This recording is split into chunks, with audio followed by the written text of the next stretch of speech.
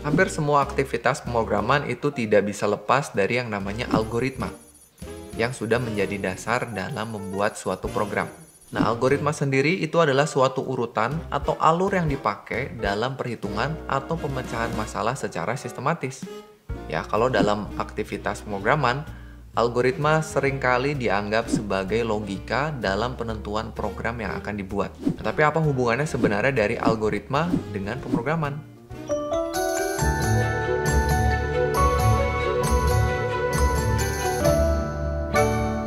Algoritma dalam pemrograman ini bisa memberikan kita berbagai macam keuntungan. Yang pertama, algoritma ini dapat mengatasi permasalahan rumit dalam program yang kemungkinan besar melibatkan perhitungan tingkat tinggi. Karena menggunakan perhitungan, seringkali program yang dibuat itu tidak berjalan semestinya karena ada kesalahan. Selain itu, algoritma pemrograman juga mampu menyederhanakan program dari program yang besar bisa menjadi program yang lebih sederhana, sehingga penggunaannya lebih efektif dan efisien lagi. Fungsi dari algoritma ini tidak hanya sekali pakai, tapi dapat digunakan secara berulang-ulang. Hal ini memberikan kita keuntungan dalam meminimalisir penulisan program yang berulang-ulang. Jadi, kita tidak perlu lagi repot-repot menuliskan program yang sama di lain waktu. Dalam pembuatan program, pastinya kita akan menjumpai beberapa kesalahan.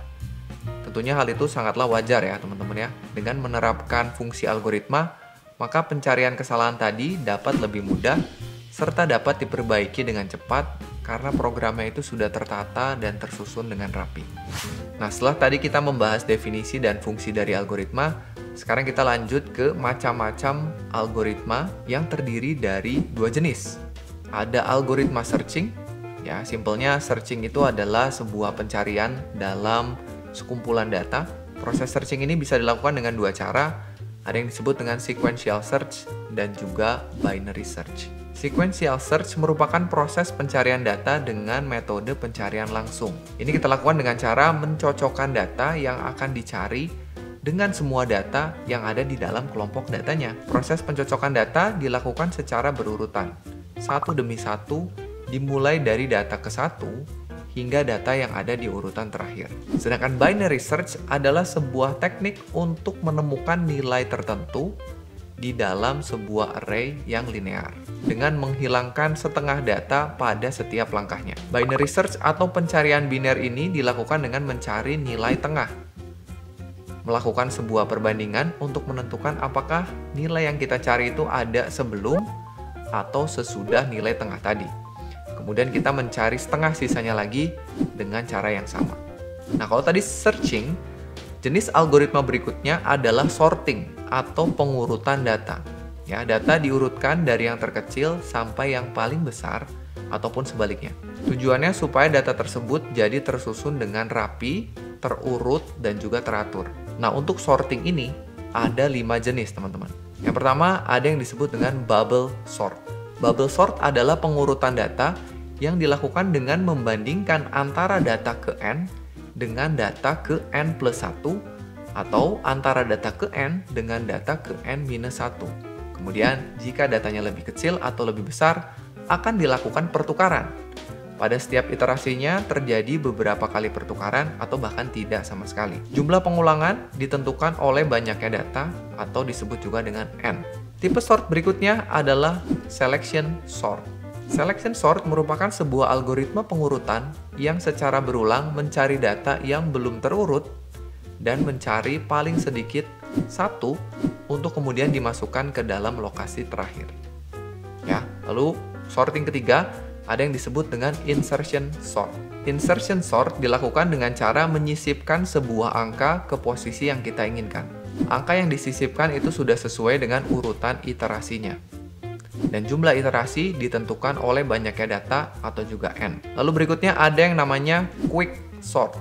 Ya, jadi quick sort ini adalah jenis sorting yang akan mengambil salah satu elemen secara acak, lalu menyimpan semua elemen yang lebih kecil di sebelah kirinya dan semua elemen yang lebih besar di sebelah kanannya. Hal ini dilakukan secara rekursif terhadap elemen di sebelah kiri dan kanan sampai semua elemennya sudah selesai terurut. Algoritma ini termasuk algoritma yang cukup baik dan juga cepat. Hal penting dalam algoritma ini adalah pemilihan data pusatnya harus baik sehingga tidak memperlambat proses sorting secara keseluruhan. Dan tipe sorting terakhir ada yang disebut dengan exchange sort. Ya, jadi exchange sort ini hampir sama dengan bubble sort, tapi bedanya itu di bagaimana kita membandingkan data antar elemennya. Di exchange sort ini membandingkan satu elemen dengan elemen lainnya di dalam array dan melakukan pertukaran elemen jika diperlukan saja. Jadi akan ada elemen yang selalu menjadi elemen pusat. Sedangkan di bubble sort itu akan membandingkan elemen pertama atau terakhir dengan elemen sebelum atau sesudahnya saja. Ya, kemudian elemen sebelum dan sesudahnya itu yang akan menjadi pusat untuk dibandingkan dengan elemen sebelumnya atau sesudahnya lagi.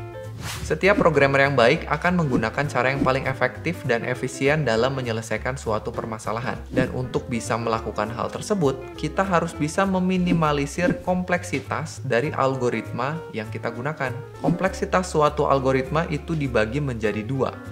Ada yang disebut dengan time complexity, dan yang kedua ada yang disebut dengan space complexity. Time complexity adalah seberapa lama waktu yang diperlukan untuk menjalankan sebuah algoritma, sedangkan space complexity adalah seberapa besar memori yang kita gunakan untuk menjalankan sebuah algoritma. Nah, selain dua itu sebetulnya ada satu istilah lagi yang disebut dengan time complexity analysis, yang merupakan suatu cara sederhana untuk mengetahui berapa lama waktu yang dibutuhkan untuk menjalankan suatu algoritma dengan input tertentu. Biasanya ini lebih dikenal dengan sebutan Big O notation, yang digunakan untuk mengukur tingkat kompleksitas suatu algoritma. Big O notation ini adalah sebuah cara untuk mengkonversi keseluruhan langkah-langkah pada suatu algoritma ke dalam bentuk aljabar, yaitu dengan menghiraukan konstanta yang lebih kecil dan koefisien yang tidak berdampak besar terhadap keseluruhannya. Contohnya teman-teman bisa lihat di gambar seperti ini. Jadi sederhananya, semua contoh ini menjelaskan bahwa kita hanya akan melihat faktor yang memiliki dampak paling besar terhadap nilai yang dihasilkan oleh algoritma tersebut. Sebagai programmer, kita seringkali dihadapkan dengan adanya beberapa solusi untuk sebuah permasalahan. Dan biasanya kita dibingungkan dengan pertanyaan, mana sih solusi yang lebih efisien? Nah, dengan memahami Big O notation, kita akan lebih mudah dalam melihat mana algoritma yang lebih efisien yang bisa kita gunakan untuk menyelesaikan permasalahan yang sedang kita hadapi. Oke, jadi itu tadi penjelasan mengenai algoritma yang ada di dalam pemrograman. Kalau misalnya teman-teman ada yang mau ditanyakan, silakan langsung aja tulis di kolom komentar. Ya, jangan lupa like dan subscribe juga. Sampai ketemu lagi di video berikutnya.